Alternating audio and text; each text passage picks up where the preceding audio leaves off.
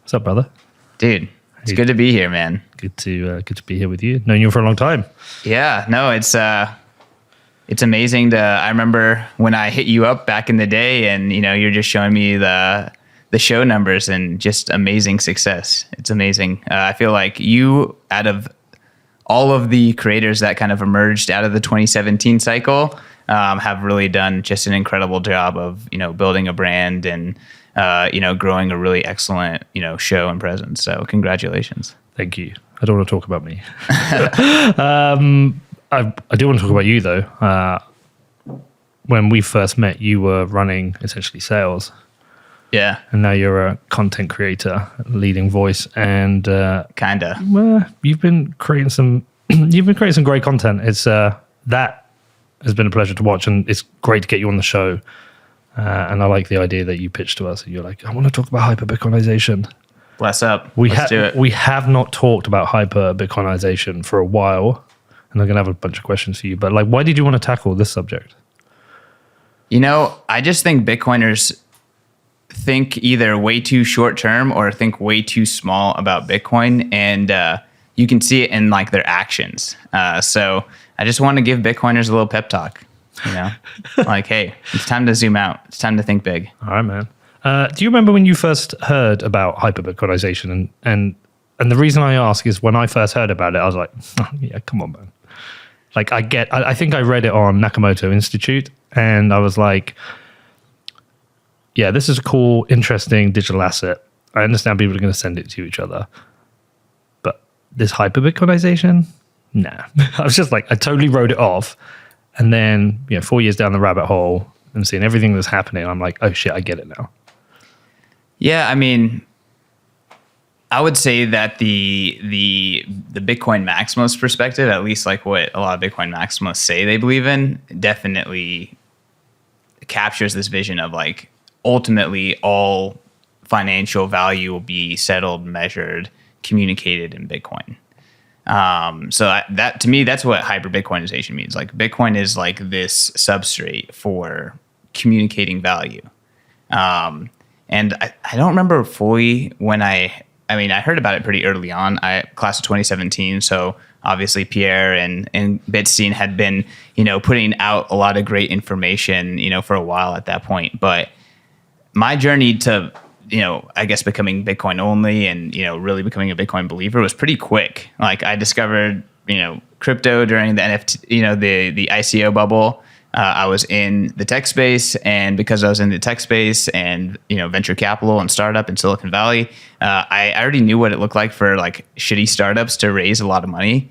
And then I just, saw all these ICOs like, oh, these are just really crappy, shitty startups, and they're raising like an order of magnitude more money than normal Silicon Valley startups. So I was already kind of primed to like see through that. And, I just went down a really speedy journey to like, oh, wow, like Bitcoin is really the signal here.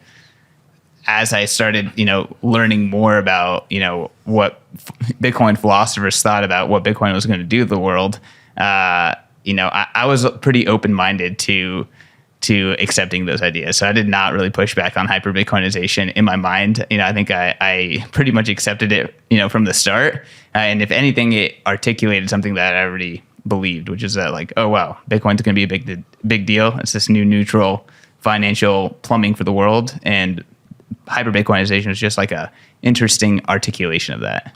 And do you think when we go through Hyperbitcoinization, we come out the other end, there are no fiat currencies? Or do you just think Bitcoin becomes the standard, becomes the measuring stick for everything else? Yeah, I think it's too early to tell like how power dynamics are going to be like in a Bitcoin oriented world. A lot of people have like talked about it's going to reduce the power of the state. It's going to reduce the power of the printing press and that kind of stuff. But it's too early to tell. So I wouldn't want to say that there won't be fiat, but I do think that on the journey to Hyperbitcoinization, there's going to be like the traditional economy, and then there's going to be the Bitcoin economy. And we're starting to see the Bitcoin economy like getting bigger.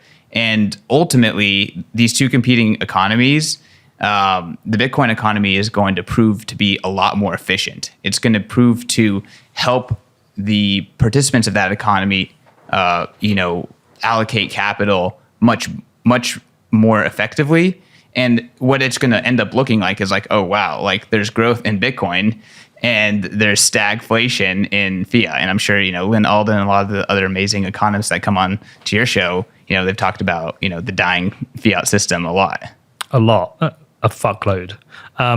Okay, so this is a really tricky and tough question, but like, how do we know when we've hyper-Bitcoinized? Like, how do you know? Because I think you can make an argument that some individuals have themselves. Yeah, it's definitely not. I mean, so yeah, some people are living in the Bitcoin economy. Yeah. I would say the hyper-Bitcoinized, like there's kind of like this point of like, the Bitcoin economy and the fiat economy are equally liquid. And then that's really when, I guess if you look at the adoption S-curve, like that's when you go vertical on the adoption S-curve, because that's when like there's no decrease in your ability to do commerce or manage an economy in the Bitcoin system, and then you just get all the benefits of the Bitcoin system. You can just throw away the old system. Okay. Okay. So there's a difference. People are on a Bitcoin standard now. I certainly am. You probably are. It's helped Bitcoin Magazine a tremendous amount. I see a number of Bitcoin companies. They are pricing in Bitcoin. Yep. They are holding Bitcoin on their balance sheet. Everybody's understood that if you play that 4-year time scale, then it makes sense to hold Bitcoin and it accelerates growth. We've seen that, especially with the mining companies. Haven't talked to them. A lot of companies or individuals also playing that speculative attack, whether it's taking a loan to buy Bitcoin, whether it's buying property with the longest possible mortgage with the lowest possible rate. Lots of people are speculatively attacking Bitcoin. Refinancing. It's happening a lot. We've seen Saylor do it. I've done it. Lots of individuals have done it. So that Bitcoin standard's happening. People are speculatively attacking fiat. I guess you're saying that's different from hyper-Bitcoinization, where we see a massive FOMO of people coming off a fiat standard. So I would say like we are living in hyper-Bitcoinization. Hyper-Bitcoinization is a process. Yeah. So like we're in the earlier-ish stages of the process, at least before things have accelerated a lot. But, obviously like the Bitcoin economy is big enough that, it can support MicroStrategy. It can support El Salvador. It can support What Bitcoin Did in Bitcoin Magazine and all those other, organizations. And it's really about like during the process, like there's the two side-by-side systems, right? One is shrinking, one is growing. And I think you can look at a lot of economic measures to show why like the velocity of money and all this kind of stuff within the fiat system is trending towards an unhealthy level. And then here on the Bitcoin side, the velocity is increasing. All on-chain, signals point to health. All fundamentals point to health within the system. And again, like, people are prospering. Like you can just zoom out and like businesses in the system are prospering. Maybe it's just because it's the bull market or we just experienced a lot of, price increases. But I just think ultimately it's going to come down to, Bitcoin helps you allocate capital better. Bitcoin is a better economic system. Bitcoin works, whereas the other system, it's difficult to make economic calculation. Like how can you make economic calculation if you don't know what the price of fuel is going to be like, tomorrow, right? I think the price of fuel has increased, by several, 10, 20 cents in California, like every single day, 7 days in a row, right? And that's, you could say that's extreme circumstances, but, we've been experiencing an economic storm. We've been living in this like economic storm in fiat for the last 2 years in a really obvious way. And it makes it hard to do business. It really does. Well, I'm going to agree and disagree with you. Yeah. Okay. I agree with you in terms of business planning. And the reason I know that is for the first time ever, I'm having to consider inflation clauses in my contracts. Some of my contracts for sponsors are multi-year. Break clauses, blah, blah, blah, has everything in it. But the price has always been fixed. And, I accept there's 2 to 5% inflation, whatever. Even though we've got quoted 7.9%, we all know it's much higher than that. What I don't know is, could we have a very weird event maybe in a year where we see 20%, 25%? Like, could we? It's a possibility. It's an absolute possibility. Oh, that's the trend. It's just going up. It's just going up. But I mean, we might see stability in the world and inflation might drop. I don't know. What I'm saying is, I don't know. And therefore, I'm having to turn around to sponsors when we negotiate contracts and say, I need an inflation clause. This is the price, and next year there's the price plus inflation. So, as you said, it makes it very difficult to economically plan. But we are, as you say, we are seeing prices on the pumps going up in terms of gas. But at the same time, if that was priced in Bitcoin, with Bitcoin price being so volatile, you still can't fully economically plan in a Bitcoin standard. The only economic plan I can make with Bitcoin is that I know historically every 4 years, a Bitcoin has always been guaranteed to be worth more. Yeah. Every Bitcoin held for 4 years. That might not be the case forever. This year's been very weird and different. So I'm with you. I think a Bitcoin standard is better, but on the short term, I think economically planning on both is quite difficult. Well, I think that right now we're in chaos mode, where it is like we have a burgeoning new system that's not liquid enough to rely on. And then we have the economic, catastrophe that is the existing system. And we're just independent actors trying to make economic choices. Yeah. And I don't think anyone will argue that it's really hard to do that today. My mom is a doctor. She kind of like runs her own practice, but with like help, and like the org that helps her, like they cannot deal with it. Like they can't hire new people. They can't make any of these like proper choices and adjust to the changing market dynamics. And it's a disaster for them. It's an absolute like organizational disaster. And then you can zoom out to like unemployment in the US and in the West and all these all these people that aren't working. Right. And why is that though? Again, I would say it's really hard to make economic calculations. And, that's like the really like, economist way of phrasing like, hey, people are feeling depressed. They have no purpose in life. It's difficult to like, motivate yourself to participate within the economy. And that's because the economy doesn't make sense. It's funny you should say that because we were out at dinner last night and Jimmy Song was there. And this is one of these things I'm going to say, if you're not in the Bitcoin world, you just think we're a bunch of weirdos and nutters, but it totally makes sense. He said, there are a lot of people depressed at the moment. We've had a very difficult 2-3 years, all kinds of crazy shit going on. And if you don't understand Bitcoin, there is no hope. And that's not for everyone. But I think everyone in Bitcoin certainly has hope because they're building a life and building businesses and careers and futures based on the belief that this Bitcoin thesis will play out. Yep. And so I don't have that depression and fear. It's got nothing to do with the money I hold. It's based on the fact like we're contributing to this better world. So I have that. Yep. And that's a difference. So, I mean, like we're talking about all these bad things, right? Yeah. And that gives me confidence that Bitcoin as a better system, will win in the end. And when I think of like how Bitcoin plays out, right, this is hyper-Bitcoinization. We're in the process of watching Bitcoin monetize in real time. That's my opinion. And at the point of like when hyper-Bitcoinization is completed, when the world is on Bitcoin standard, that's when the journey begins, truly.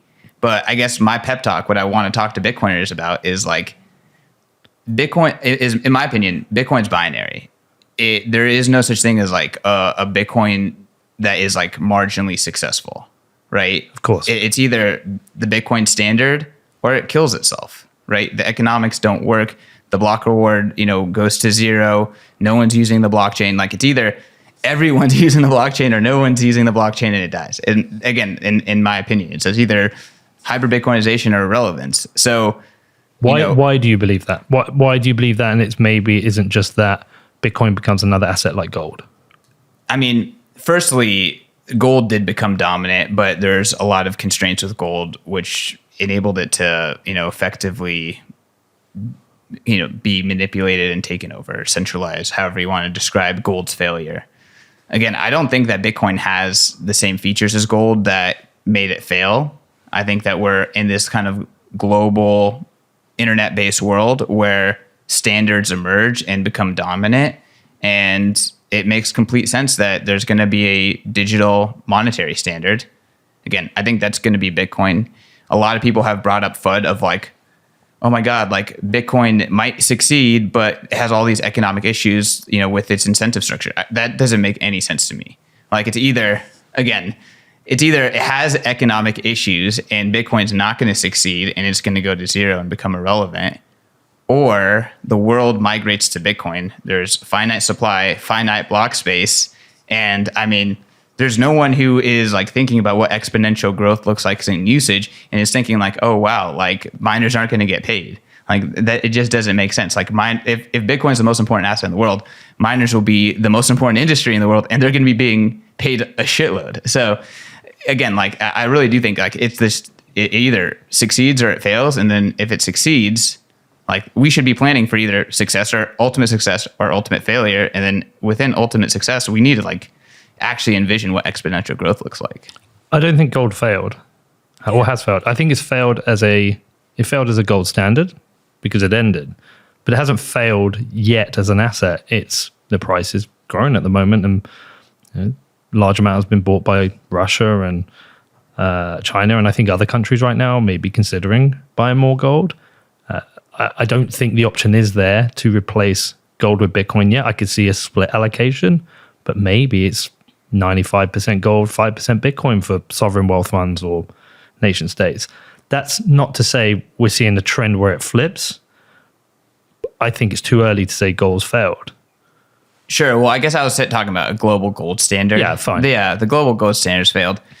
I don't want to argue about the details of hyper-Bitcoinization. I'm trying to zoom out, right? Again, like there's a trend. Bitcoin is hyper monetizing. We're having a completely new independent system that, I'm sorry, gold does not include gold. So gold is part of the traditional system. So with the rise of the Bitcoin system, gold must inherently demonetized. Like again, my Bitcoin thesis is that the world will be priced in Bitcoin. Maybe we'll have gold jewelry that's backed by Bitcoin, so it actually has some value in it. Maybe. So I don't know. Gold's going to be reduced down to its utility value. And, I don't think that you can look at what's happening today and be like, oh, this is how it's going to logically work on a Bitcoin standard, because we live in fiat clown world, Peter. I'm sorry to asset misallocation is rampant. Like that is what fiat does. And decision maker, rational decisions by rational actors within the clown world, will be clowny. So the reason I bring it up for a reason though, because I am considering a gold allocation at the moment. And let me explain my thesis is that I'm like irresponsibly on Bitcoin, 95 to 100% Bitcoin. Bitcoin is not without threats.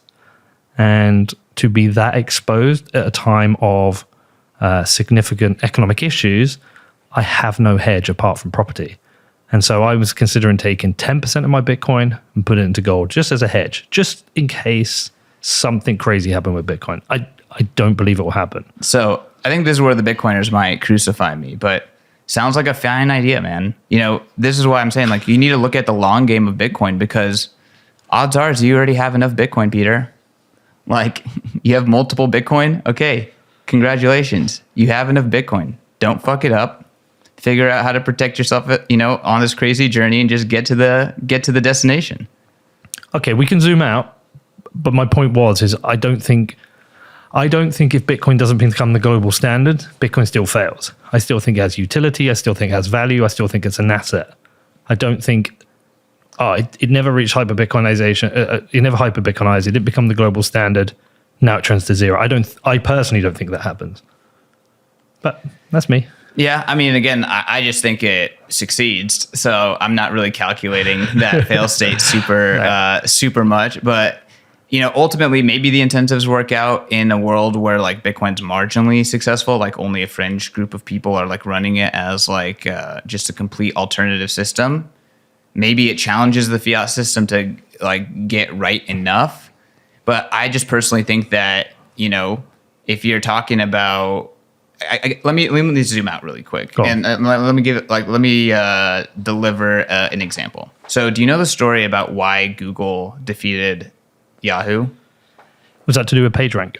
Yeah. Yeah. So, at the time, Yahoo was a much bigger company, a much older company, very well funded. And I thought they defeated Alta Vista. They defeated everyone, but Yahoo was in play, right? So Yahoo was one of the dominant players at the time, and the way that they were trying to like curate the internet was they actually had manual curators. They had, a room full of people that were like actively curating the internet, creating an internet directory. And then what Google did is use use the page rank and keyword system in order to automate that. So Yahoo didn't stand a chance, right? Yahoo got absolutely obliterated in the market. So like, again, when I look at Bitcoin versus the traditional system, like we're talking about, human curated monetary policy versus automated monetary policy. So I'm just kind of like looking at past examples of things that happened in the past. And I'm like, wow, Bitcoin's going to obliterate this. Network effects are dominant. Okay, 21 million divided by everything. Let's fucking figure out like how much Bitcoin you actually need. I think that's how I'm looking at it. I think that's a really, really good point. I've never actually heard anyone explain it like that. And I'll tell you why I think that's a really good point. It's because we spoke to Jeff Booth about money misinformation. And the problem with the current financial system is that it's so manipulated. There's so much misinformation in the system.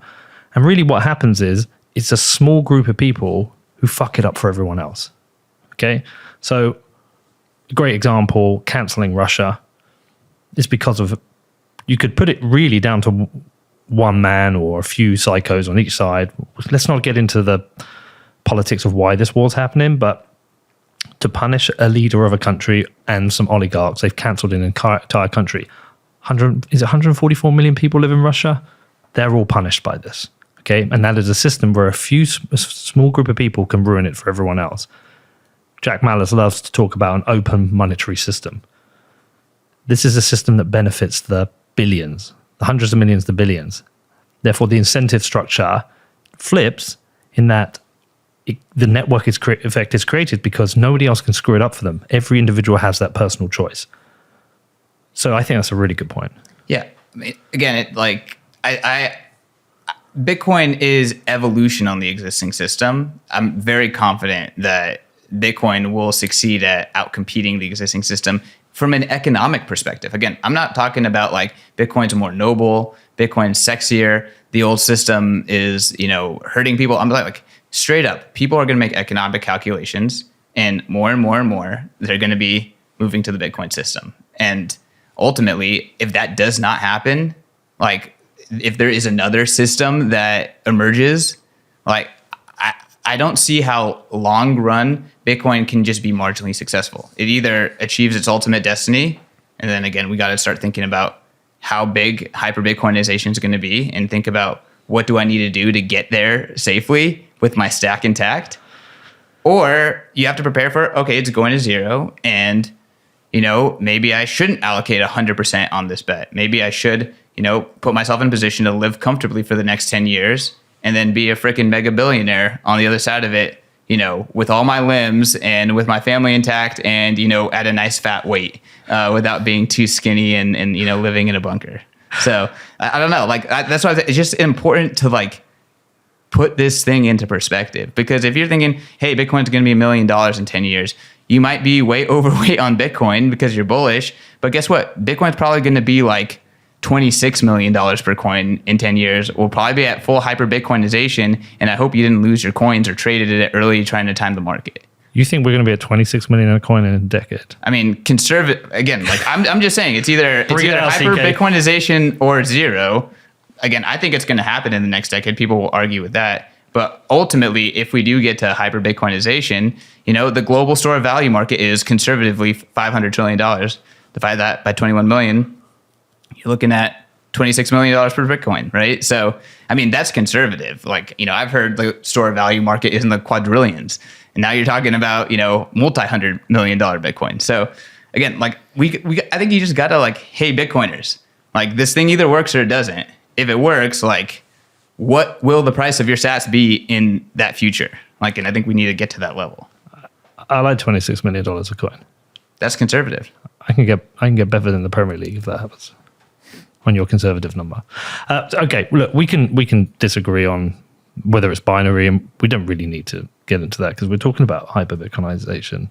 But there's lots of interesting things that have happened during the history of Bitcoin. There's these kind of key moments, whether it's buying 2 pizzas for 10,000 Bitcoin, or the Silk Road proving there's a marketplace for routing around government rules, whether it's WikiLeaks getting removed from the payment rails and having the option of Bitcoin, whether it's Tesla putting Bitcoin on the balance sheet, whether it's El Salvador making it legal tender, all huge things that have happened, which are truly incredible. I'm waiting for somebody, a sovereign nation or someone, to start pricing a commodity in Bitcoin.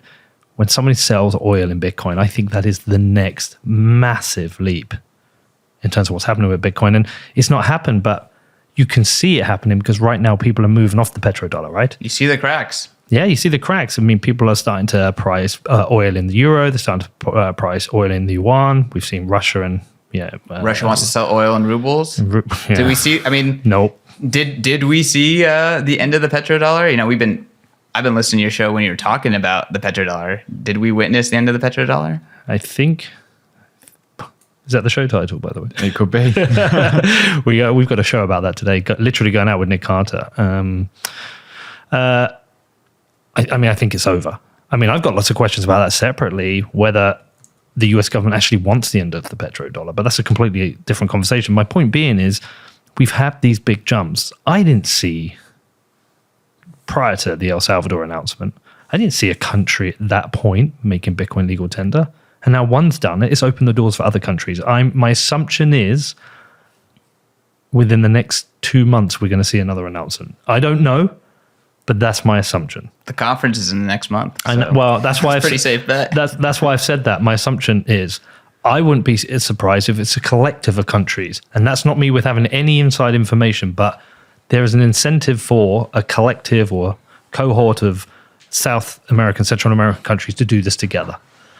I wouldn't be surprised now if a country came out and said, we're going to be selling some of our oil in Bitcoin.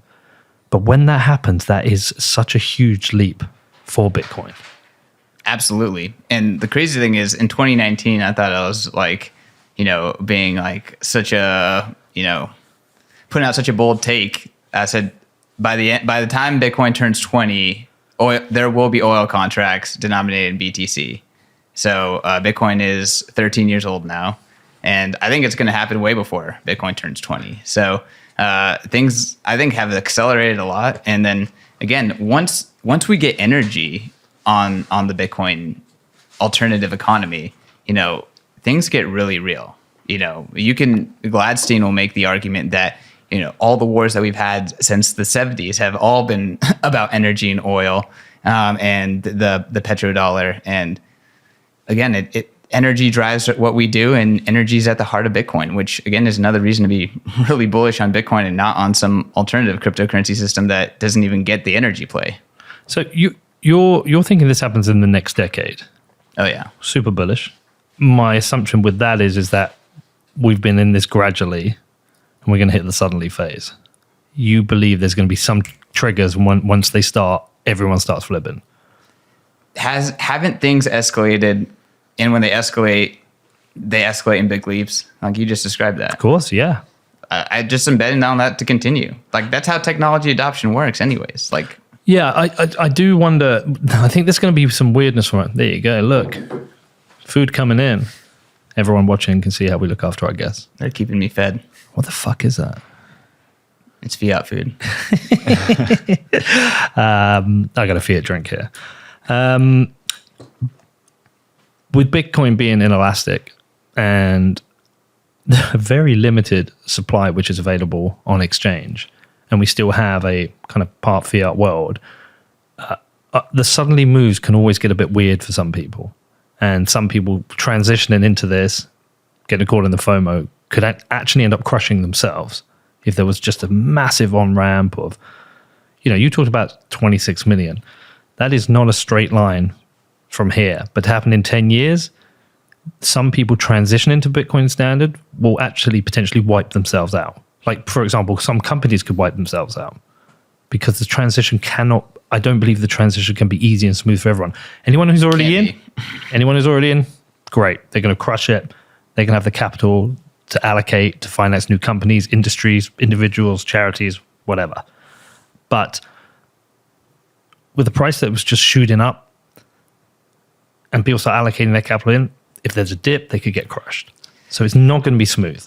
Yeah, never promised it's going to be smooth. If anything, I'm promising it's going to be clowny.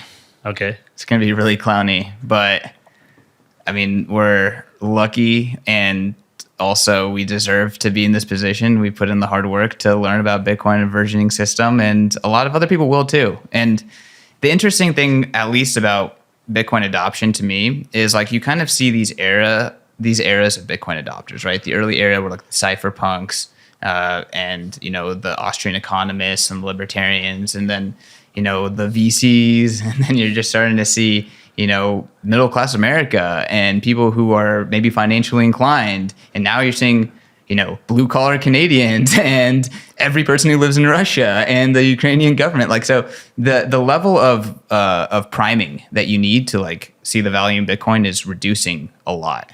So in 2017 for me, like I said, I saw the value in Bitcoin. I was primed to see through the ICO thing. I was really into personal finance. Generally speaking, I had a lot of experience in open source technology already, which is really random, but through college. So I had like 3 or 4 things that primed me to see value in this thing.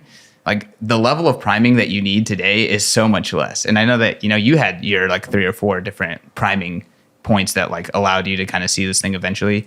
So ultimately, like for the listeners, what the adoption S curve looks like that's what hyperbitcoinization is going to look like. That's what, roughly all parabolic, exponentially growing technologies look like. So the crazy thing about Bitcoin is that there's also going to be a fiat price associated with that. And yeah, things are going to go crazy. And, things in the meat space, are already starting to go crazy. And I think that that's going to just continue. But we're already seeing like safe harbors emerge for Bitcoiners.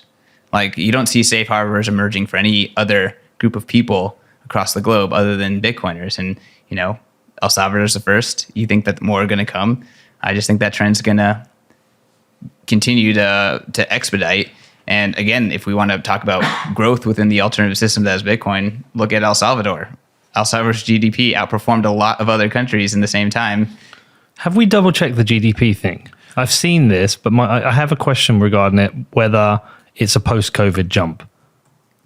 That's the only thing I've ever thought. Have other countries experienced a post-COVID jump? Yeah, because they had a COVID dip. Yeah. So is there a COVID dip? Is it bringing them back to just normal, or? Yeah, and then therefore is it an advantageous GDP growth that you can use? I don't know. Do you want to look it up, Danny? Yeah. I mean, who knows if GDP is even a valid measure, right? But these are the measures that we have right now. And yeah, I mean, ultimately, like, again, you can look at the companies too. Maybe it's just because we've been through this bull market, but Bitcoin Magazine, I can just speak for myself. Like, we're very much positioned to wane out a cycle and deal with a bear market.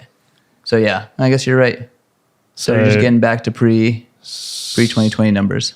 Yeah. So that's what. And honestly, they started recovering too before Bitcoin. Hold on. So there's the dip in 2020. That's COVID dip. For sure. And then I think these are just projected figures because I don't know if they're official yet. Well, so the new figures for 2021 was the record figures. But the point being is, like, I saw that number and everyone's like, oh, look, El Salvador's got record GDP growth, and it must be because they've become a Bitcoin country. And I was like, well, hold on a second. We've just been through COVID and every country's had a GDP dip. So that, just for anyone listening, that needs fact checking. Yep, but that's not to say, well, that's not to say though, like, as somebody who's traveled back and forth, I've seen the changes in the country, and I'm perfectly aware there's a number of good things happen. Not only have they seen a drop in violence and it continues to drop, and the murder rates drop in, there's an increase in tourism. We know that factually because every Bitcoiner has been, pretty much. Have you been? I've not been yet. Every Bitcoin apart from CK has been. When are we going? Soon. All right. But like lots of Bitcoiners are going there. I'm also aware a lot of the projects that happen there, real estate companies going there to build out I don't know what you'd call it, areas of property. What would you call that? Just development. Yeah, developments. Build out developments. There's investments in the hotels. The hotel at Garton that I go to is looking to expand. The hotel's getting on Instagram and Twitter and starting to market to Westerners. Yeah. Like, what's that hotel with the giant volcano in the background? That looks incredible. Yeah, I don't know. I've not been there. But so, and I'm aware of companies opening offices there. So without doubt, there's economic investment. Without doubt, there's new economic spend that's happened there that wasn't there before. I don't know if that's seen a difference in the GDP, but what the real difference of them is once the price starts to rally, Bukele's been stacking sats. He's been smash buying on his phone. The country is primed to absolutely benefit from their Bitcoin stack. And now we've got the bond coming out, which if that does what I think it will do, they will be in a really, really great position. And then they're not the only safe harbor. We're actually in a safe harbor right now here. We're in Austin, Texas. Texas is Bitcoin country.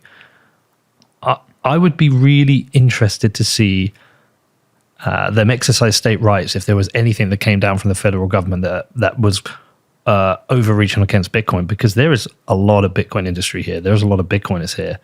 Governor Abbott is massively supporting Bitcoin. Ted Cruz is massively supporting Bitcoin. Like this is a safe harbor here. Totally. No, I mean, best thing about the U.S. comparative to other countries, other Western democracies, is how strong states' rights are. Yep. And you get this geographical arbitrage domestically within the U.S.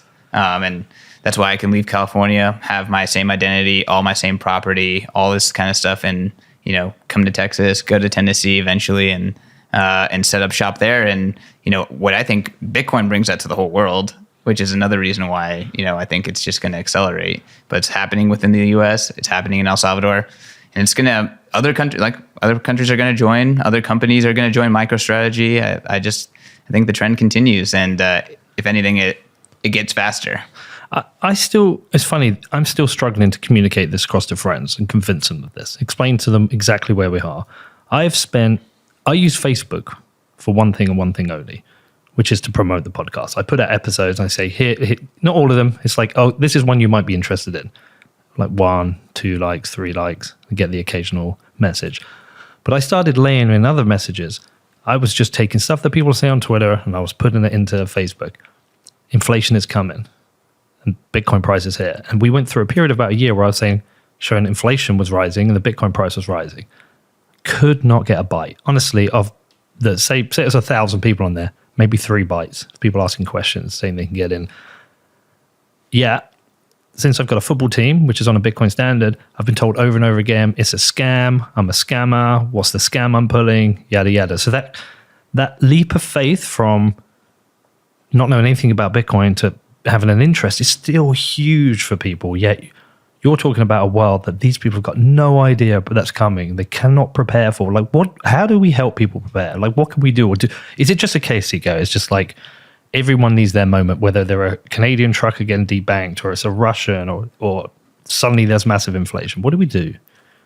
Everyone gets the price they deserve. Oh, I got a lot of shit for that tweet. I don't know. It's just, it's one of the truest things that you can say. There's nothing you can do other than what we're doing. You try to communicate it better, and hopefully, it's like the Bitcoin community, in my opinion, I got it in 2017. There's great education. The education's gotten a million times better. I think we're putting in our 50%, and you can be critical. You can say we can do it better, and I agree we can. But ultimately, people need to meet us halfway, and they can only meet it when they're ready. So I think it has to do with priming. So it's just difficult to get people to care about things that they're not primed for. But here's on the flip side, the people who enter Bitcoin last on the flatter part of the adoption S-curve, those are going to be the most toxic maximalists, because they will have been fucked the hardest by the existing system for the longest. And these are the people that today, they're the gold bugs who, have a bunch of bullets and are prepping, and they're holding it down inside their place, and they're only accepting gold and cash and this kind of stuff. And they're just kind of like untrusting, because they will have been through a lot. They will be the ones who are like, I will only accept Bitcoin. I'll never accept your whatever, because they'll have been through the whole thing and they wouldn't have seen any of the insane gains, but at least they're on a sound system now. And they learned the hard way that this is why you trust a sound system. I think you could also argue whilst they've been the least fucked, when they do transfer across to Bitcoin, they face the least risk of Bitcoin not working. Oh yeah, it'll be the most safe for them at that point. For sure. Like Greg Foster said to me, he said, Bitcoin is way safer to buy at $40,000 than it is at $4,000. I mean, it gets safer as it gets bigger. Yeah.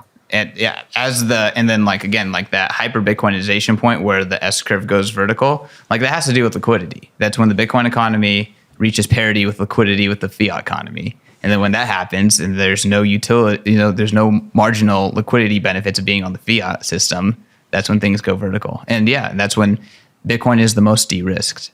All right, so no coiners get Bitcoin at the price they deserve. All right, we've got loose Bitcoiners. Some people who've paid some attention, maybe bought a little bit. They're also maybe buying JPEGs and Solano and all that bullshit. Good for them. But they're the ones who are most primed actually to be fully ready. How do you we're ready. As a loose Bitcoiner, how do you become really ready? Or am I not ready, CK? What am I missing? What am I not ready for? Do I need to think a lot more about custody, safety? I don't have to worry about being at a fat, healthy weight. Yeah, I mean, I would say like the key is that put your Bitcoin in perspective, put your Bitcoin stack into perspective, and then just know it's going to be a wild ride and focus on getting there, right? I feel like so many people that have multiple Bitcoins, like their 100% of their focus is to get more Bitcoin, or they're playing this trading game and they just don't appreciate how many Bitcoin they already have. Like, I'm just saying, appreciate your Bitcoin, man, and like, if you have one Bitcoin, respect that is generational wealth. Like, respect that one Bitcoin could mean such an enormous amount to your lineage, and like treat it as such, right? Like, learn about the proper custody, learn about the proper plan to pass it down to your significant other, your spouse, or your kids. Like, don't be that guy with 15 Bitcoin that gets in a car accident and then it's gone, right? And then ultimately, like, that is enough to make, your entire family millionaires in the very short future. So I'm just saying is like, maybe you don't have to stack every penny into Bitcoin if you already have enough, right? And like, it's like, hey, I'm not saying don't stack. I'm not saying, don't continue to accumulate. Don't take advantage of this massive opportunity to, upgrade your family's wealth a lot for every dollar, every pound you put in. But it's like, also know what you own. And like, for the shitcoiner or the, person who's gambling on JPEGs, be like, when you make, I think Udi phrases it pretty well. Like, hey, great, you made some money on Dogecoin. Put some of it into Bitcoin and like know that Bitcoin has a chance to do this and don't fuck it up. Just hodl. I think that's Dan Held who says that. All right. Maybe Dan Held. I want to give the correct credit just in case. All right. Dan Held, just put it in the world's soundest money, baby. Let's go. Sometimes wondering whether I've got enough Bitcoin. Okay. You definitely do. Either that or you're a bear. Or an idiot. I mean, I don't know about an idiot, but a bear. I can think about back in 2017, how much Bitcoin I had. Oh, fuck. Do you know that story? I'm sure you could retell it. I know that David Bailey, the CEO of BTC Inc., says that how much of an OG one is based on how many Bitcoin they have lost. So we had a conversation with Bill Barhart recently. What was it, Danny? Oh, he said he'd given away thousands of Bitcoin. That's an OG. That's an OG. I'm not an OG, but there was a point in 2017. I don't mind saying this because I've got nothing near this anymore, but I was holding 182 Bitcoin. That's fantastic. And no, it's not, because I fucked it. Traded most of it away, lost half of it in mining. I was a moron. You were too early on the mining game. You should have stuck it out. I was too stupid on the mining game. Fuck. If I had 182 Bitcoin, what is it, 26 million, and it's going to be 26 million, Danny, tell me. I don't even want to tell you that. 26 million, 260 million, 2.6 billion. It's about... You'll be fine. 4.2 billion. How close am I? I don't know. I didn't even do it. So, I mean, again, if you had that perspective, maybe you'd be like, fuck the mining shit, fuck the trading shit. I'm just going to hodl. I would have. I'm going to focus on my custody. 4,700,000,000. Yeah, pretty good math. Pretty good math. That's conservative, too. So how much is enough, CK? I mean, you can do... 6.15 Bitcoin. Come on, baby. 6.15, you're in a good spot. I mean, again, if Bitcoin works. So, like, binary... Hyperbitcoinization or zero, put yourself, like, I think people need to put themselves in position for Hyperbitcoinization or zero.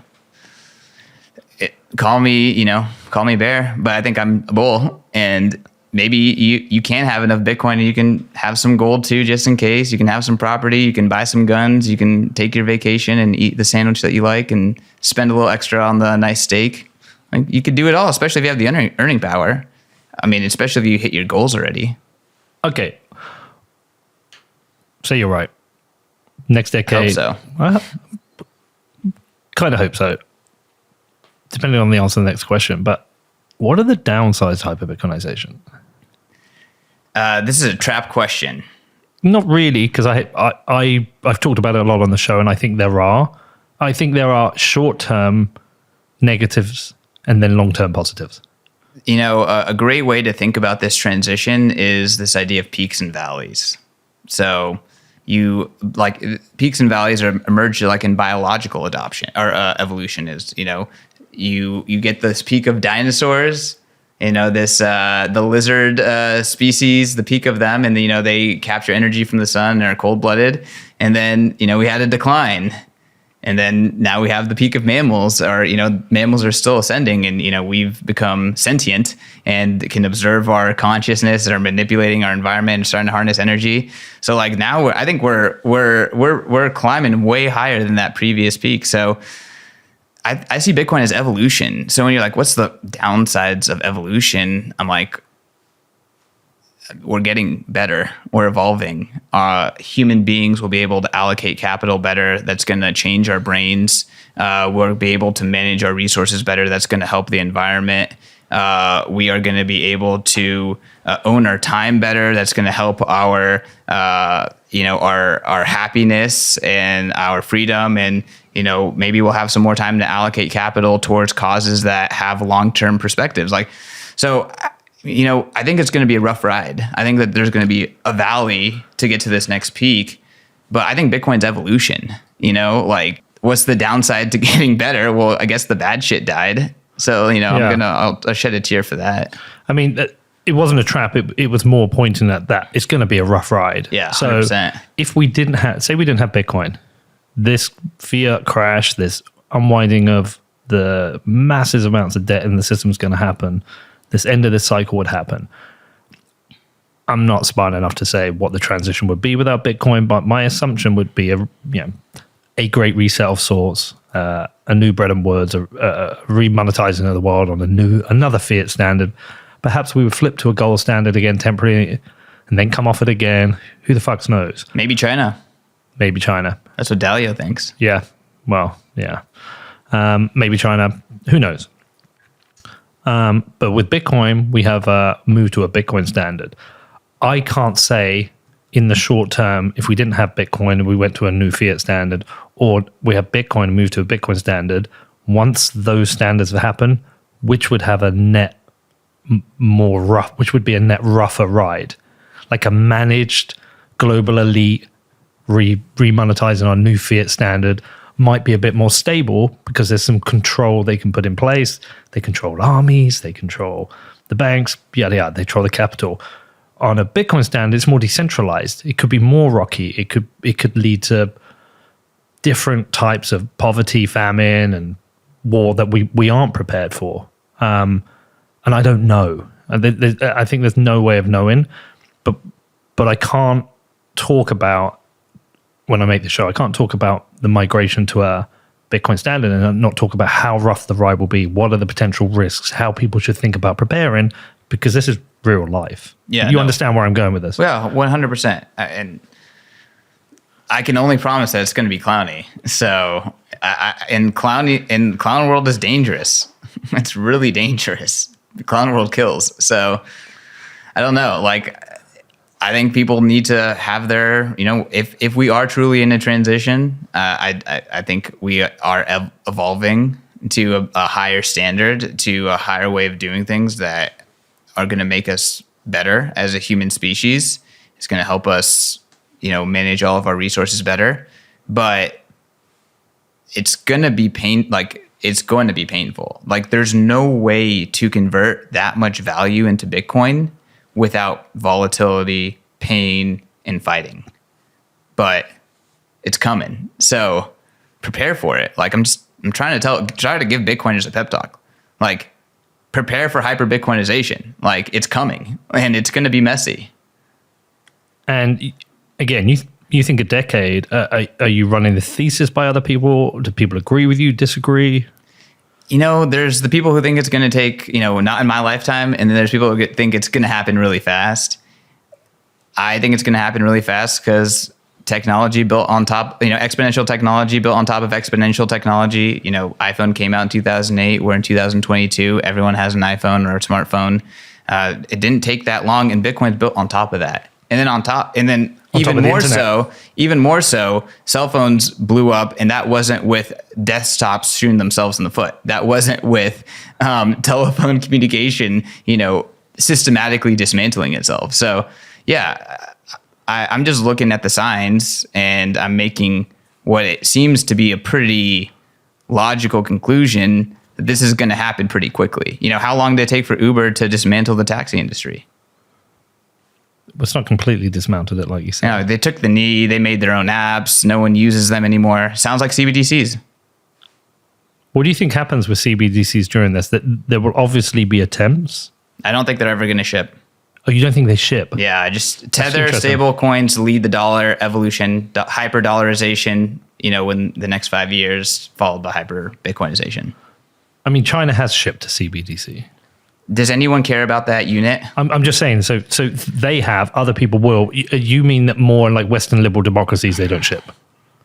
Okay, maybe that's a hyperbolic statement to say like no CBDCs will ship, but ultimately this like meme of CBDCs will never actually like happen. Like they'll do airdrops, they'll do all this stupid, maybe they'll ship, maybe they won't ship. The ones that ship, they'll do all this like frivolous stuff to try to like get it to catch on. But it's unless my point on why I don't think CBDCs are going to ship is because it's really, really hard to bootstrap a new monetary unit. It's really hard. Even the dollar didn't bootstrap itself. It was built off of gold's pre-existing monetary unit, which took thousands and thousands of years, millions of years, right? All previous fiat currencies had bootstrapped off of some sort of precious metal standard, right? Bitcoin is already bootstrapping. It's using some alchemy of like proof of work, energy, market to come up with its price, but it has bootstrapped a monetary unit. I don't think that it's going to be that easy for central banks to bootstrap new monetary units just like that in a world where Bitcoin exists and, stable coins exist. The dollar standard, like the dollar standard, Bitcoin is not what's going to murder the fiat standards across the globe. It's the dollar. The dollar is coming through. Its liquidity is just destroying everything. If you're in Lebanon, you're begging for tethers and USDCs. That's going to continue. I don't know if the US is going to nationalize all these stable coins, but these stable coins are demand for treasury. They provide treasury demand, so they're part of the dollar system. I don't think other central banks are going to beat the dollar. I think the only thing that's going to beat the dollar is Bitcoin. So you think it's going to be more like the free banking era that Nick Carter wrote about, whereby there will be stable coins. There will be Bhatia, No. Nick Carter wrote about the free banking era. Nick Bhatia on our show talked to us about a more kind of like bank issued. So you'd have your Wells Fargo dollar and you would have your Chase dollar. And it's easy again, the dollar extension game. But there's a lot of logic to having a blockchain-based digital dollar That's the dollar. Right now. Yeah. If you're in Lebanon, if you're in Turkey, if you're in Argentina, yeah, you might want some Bitcoin, but really day to day, you need dollar. You need the dollar to be able to price goods, to be able to trade, to be able to protect your wealth. That's why liquidity is so important. That's what I'm talking about. Like we hit the vertical part of the S curve when Bitcoin's economy is comparable and not before. Until then, you'll always need liquidity in the opposing system unless you make some sort of sacrifice to stay within the Bitcoin economy. In some ways, as a rallying call to Bitcoiners, should we also give a little bit of extend the rope a little bit to Tron and Ethereum, because they are providing the platforms for digital dollars which are useful for people? Like, should we stop that fight? Yeah, I don't think Bitcoiners should waste their time with shitcoiners at all. Like, those are just people that are marginally closer to becoming Bitcoiners. But are they also providing value by allowing the movement of these dollars around the world, which supports Bitcoin? Yeah, I mean, again, I think that stable coins are useful. I think that you need liquidity to have an effective economy. The traditional system is obviously way more liquid, even though it has its flaws. That's a dollar-based system. I think stable coins are an extension of that existing system, which makes them, they're skeuomorphic, they're whatever. They don't have a lot of the benefits of Bitcoin, but they do have the benefits of dollars, which is that they're more liquid and everyone already operates on them. So yeah, they're part of the transition. Like I think that stable coins are part of this transition. I have no animosity towards Ethereum or Tron or anything else. Like I'm glad those things exist, and those things are of Bitcoin, and they're part of this transition to hyperbitcoinization. Like we need bridges, we need intermediate steps towards 21 million. Like it's gonna be messy. People have to literally change their entire worldview in mass. Right. And like people say like, oh, we're at 1% adoption, 5% adoption. No, we're not. We're at 0.01% global adoption. OK, like the best estimates is that there's, hundreds of millions of Bitcoin users, and there's 7 billion people going on 8 billion people. Like do the math. That's a pretty small percentage of people that like literally need to change how they see the world to get onto this economy. And that gets easier over time. And there's less gains over time, but we need things to transition them. Like tethers are transitionary tools. Have you thought about like logistically how you can move to like a hyper-Bitcoinized world? Because there's supply on exchanges is super low.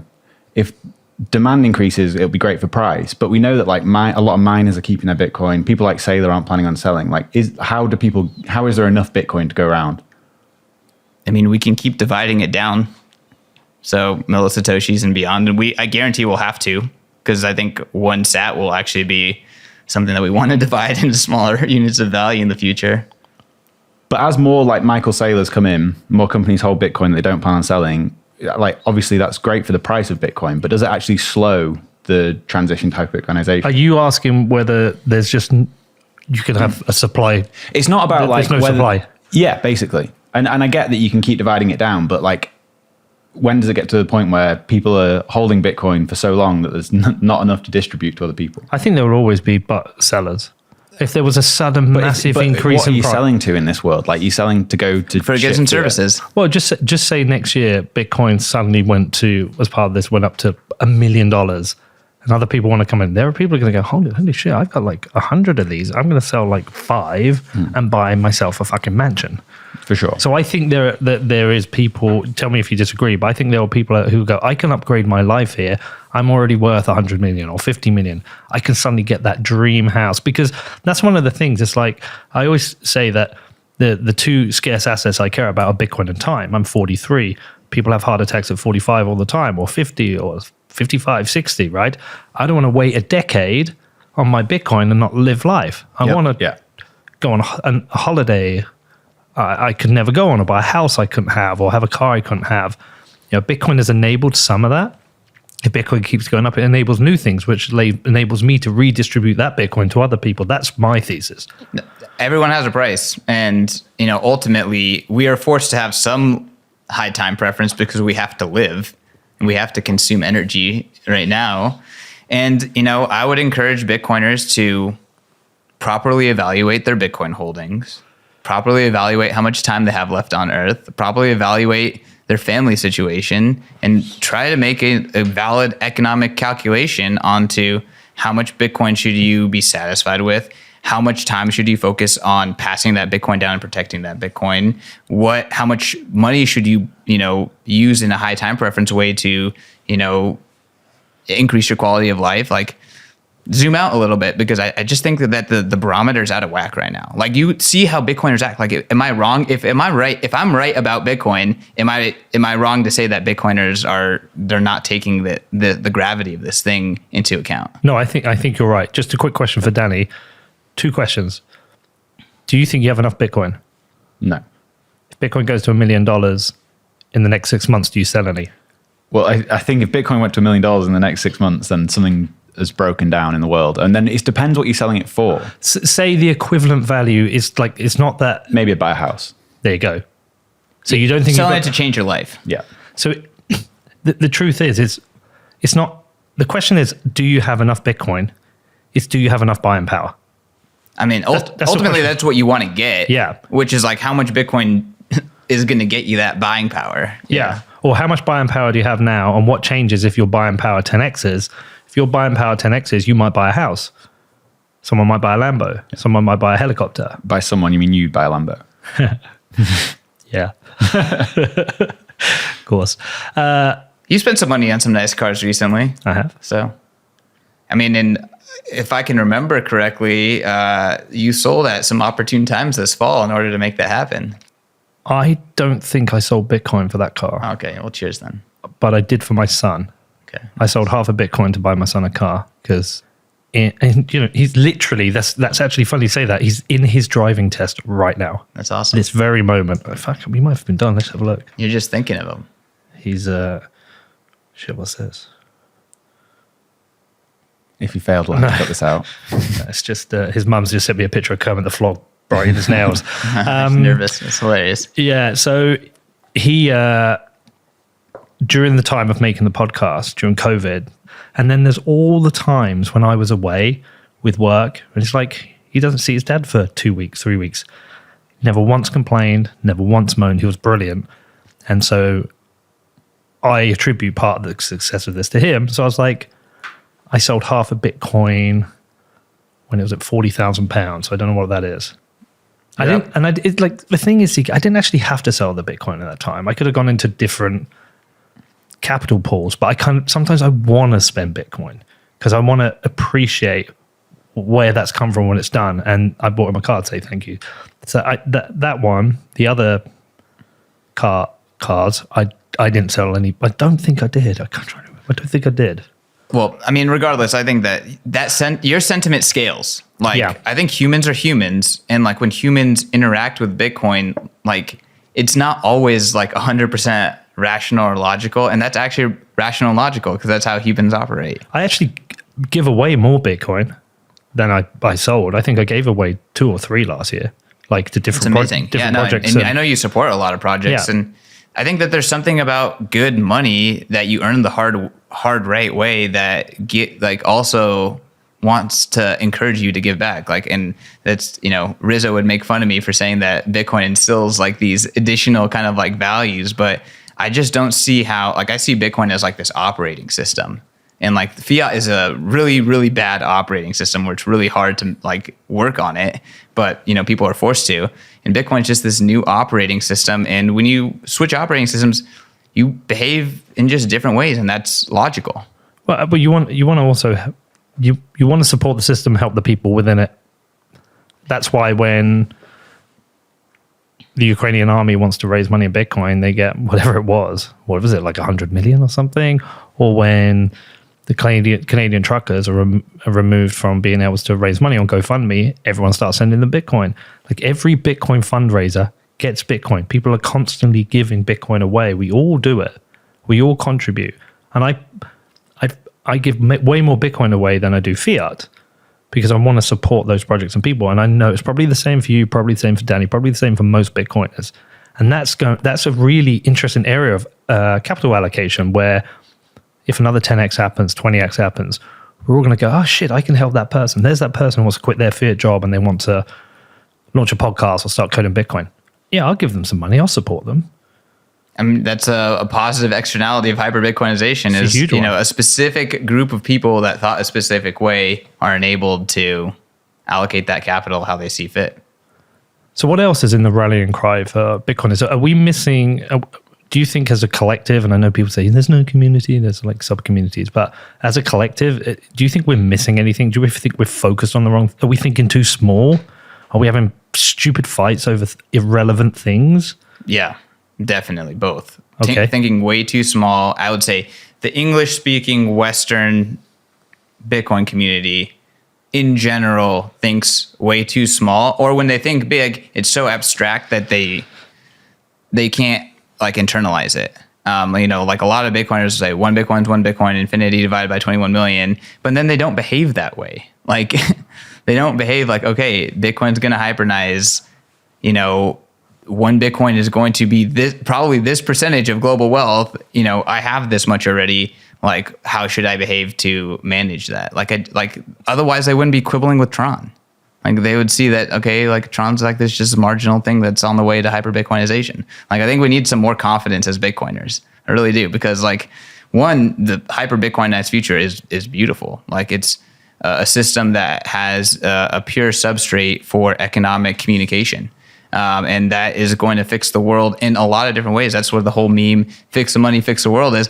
Do you really think that you're fixing the money with a fixed supply currency? Okay, well, how does that scale to fixing the world? Like, what does that look like?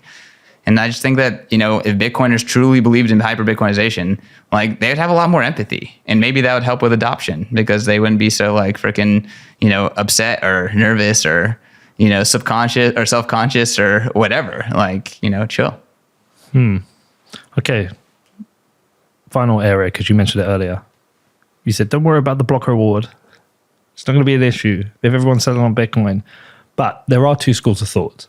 And I'm just interested in where yours are. There's a school of thought that if everyone's settling or major institutions are settling on the blockchain, block space will be valuable and therefore there'll be enough in fees to pay for the miners.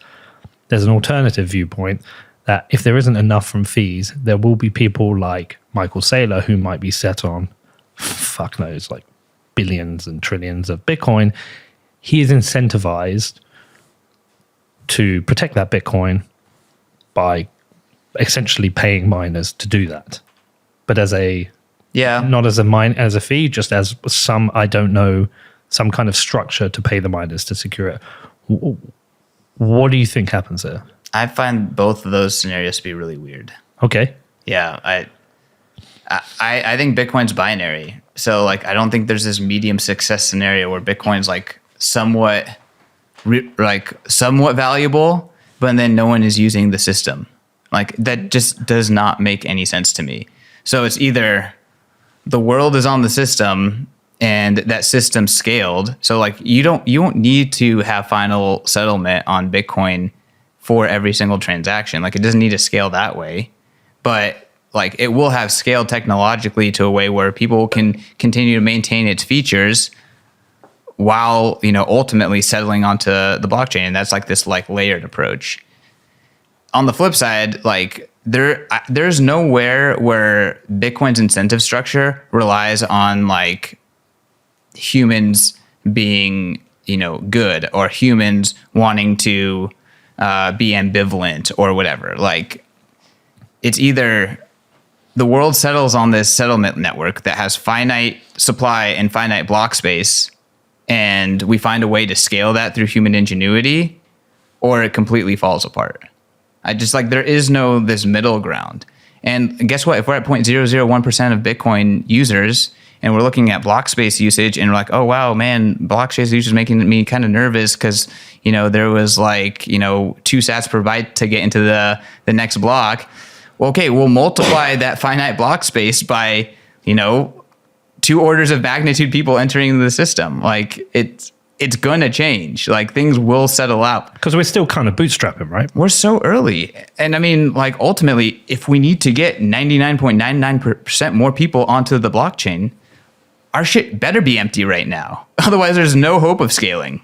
Like there's no hope of scaling. It's like, look at Ethereum. Ethereum has no hope of scaling. There's 0.000 whatever percent of the planet is on Ethereum right now, and they can't do anything. Like that thing can't, there's no runway for scaling. At least there's runway for scaling on Bitcoin. Like think exponentially, guys. It's either 0 or hyper-Bitcoinization. Again, that's my opinion. Maybe there'll be a lot of people who listen to this who argue against that. And if we go to hyper-Bitcoinization, like we got 99.99% more people getting on this thing. Like what are we even talking about? We're going to need more Bitcoin, Danny. Everyone needs more Bitcoin. Okay. Or maybe they don't. That's the point. Or maybe you have enough. Don't know, man. Just don't fuck it up, Peter. I got big plans for Bedford.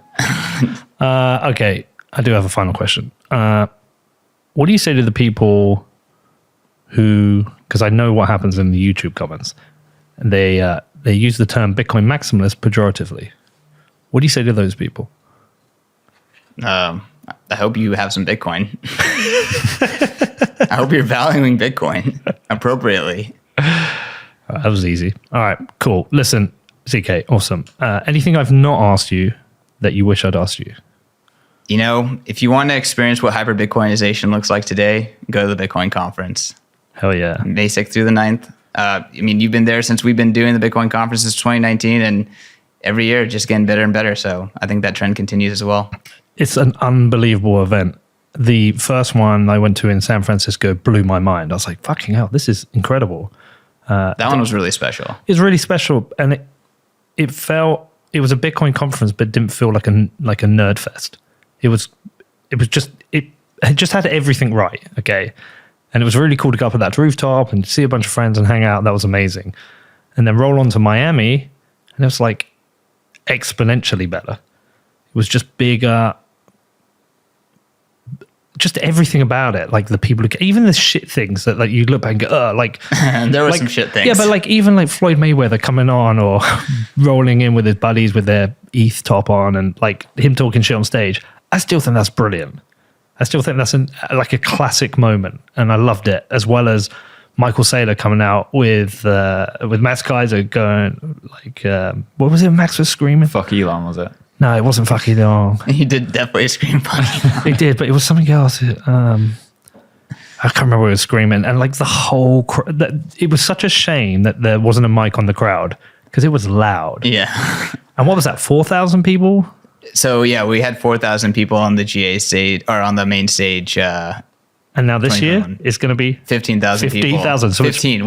So that's a 4x on that in that auditorium ready. Well, we needed more room in the auditorium at 21. So yeah, like we want to make sure that everyone can at least be there for those big moments, and we have to try to think for the scale. But yeah, 15,000 seats in the main stage. All the other stages are 1,000 seats plus.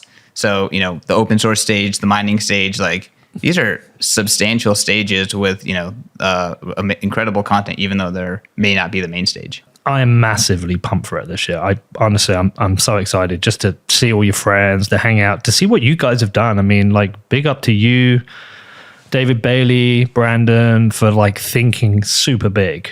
Like that's I have to give David Bailey credit because he is one of those people that like was like, Bitcoin is going mainstream. How do we do that in an event when, like you said, up until that point, like Bitcoin events were pretty much like very nerdy, so. I think that scaled a lot, and it's really a testament to Bitcoin because like Bitcoin is like the Bitcoin economy is growing. That's how I like to talk about it. Like it is growing. It's getting more substantial. More, just people in culture are starting to pay attention. Well, big up to David, to you, to Brandon, to everyone else I've dealt with there. P, everyone, congratulations. I'm so pumped. The whole team's coming. Let's go. We're all going in. We're really excited about it. So congratulations on that. CK, where do you want to send anyone? Where do you want people to follow you? Follow Bitcoin Magazine, follow the event, whatever. Yeah, all the above. Follow me at CK_Snarks. I'm managing director at Bitcoin Magazine. So everything that happens at Bitcoin Magazine, you can blame me or thank me, but it's a fun time doing that. So that's at Bitcoin Magazine. And then the Bitcoin Conference at the Bitcoin Conference and b.tc/conference. Get your ticket, use a promo code, pay in Bitcoin. We're discounting for Bitcoin tickets, and just be there. It's an investment in yourself. It really is. All right, man. Well, listen, thanks for coming on. It's been great to get to know you over these last few years. You're not just a fellow Bitcoiner, but you're a friend, and we hang out a bunch of times. And I know if I ever need anything from you and I reach out to you, you get back to me. So thank you, and congratulations in the growth of your career. It's amazing to see. And yeah, let's roll on Miami, brother. Cheers. Yeah, and same to you.